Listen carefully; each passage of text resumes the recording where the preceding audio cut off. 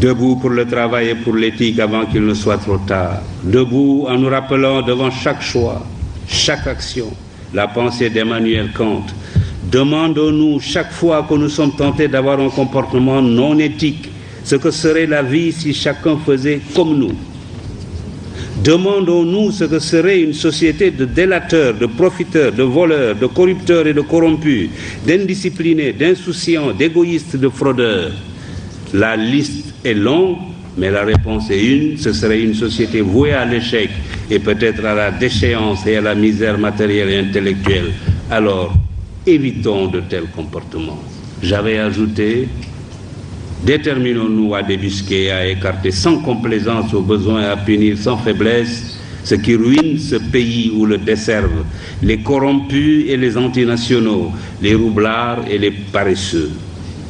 Cultivons l'honnêteté et le courage au travail, que chacun au poste où il est, du ministre au planton, du chef d'entreprise aux manœuvres, considère comme reposant sur ses seules épaules le destin de la nation.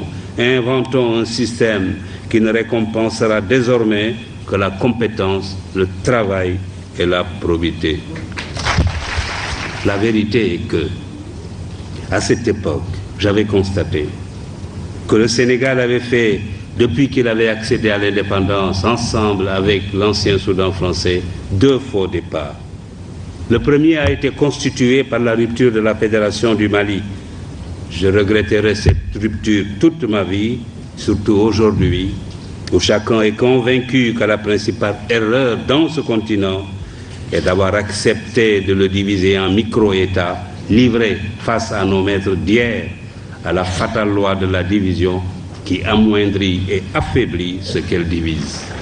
Plutôt que d'avoir de grands politiciens, cherchons à avoir de grands médecins, de grands ingénieurs, de grands professeurs, de grands spécialistes de l'économie et des finances, et même des savants. Les pays les plus puissants du monde ne sont pas ceux où la politique est reine.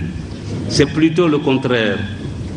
Les Marocains ne sont pas les seuls à se soucier de l'éducation, du travail et de l'éthique. L'Asie du Sud-Est, les organisations internationales et même les pays développés ont décidé de s'engager sur la voie de l'éthique. Des comités et des commissions commencent à se dresser un peu partout comme des sentinelles de la vigilance morale sur les routes de la recherche scientifique et technologique, de la gouvernance, de l'entreprise, du négoce, du sport et de toutes les activités humaines. Leur mission consiste à informer, éduquer, prévenir, enquêter, proposer des remèdes ou des sanctions aux organes compétents. L'éthique est désormais enseignée dans plusieurs universités, écoles et instituts.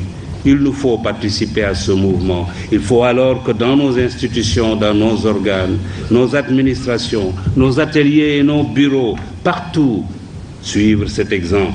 Il faut que triomphe l'éthique au Sénégal. L'université Cheikh Anta Diop doit donner l'exemple. Le pouvoir est fait pour servir. Il est passager. L'argent ne sert qu'à satisfaire les besoins. Au-delà, il est inutile. La deuxième condition du règne de l'éthique, c'est l'éducation.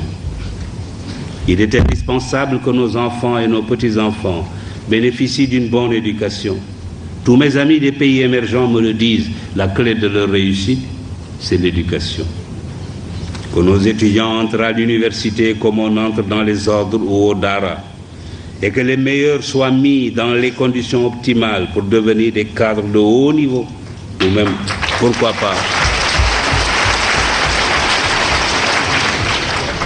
pourquoi pas, comme je le disais tout à l'heure, des savants. Bien sûr, cela nécessite la réhabilitation de la fonction technique au détriment de la fonction politique.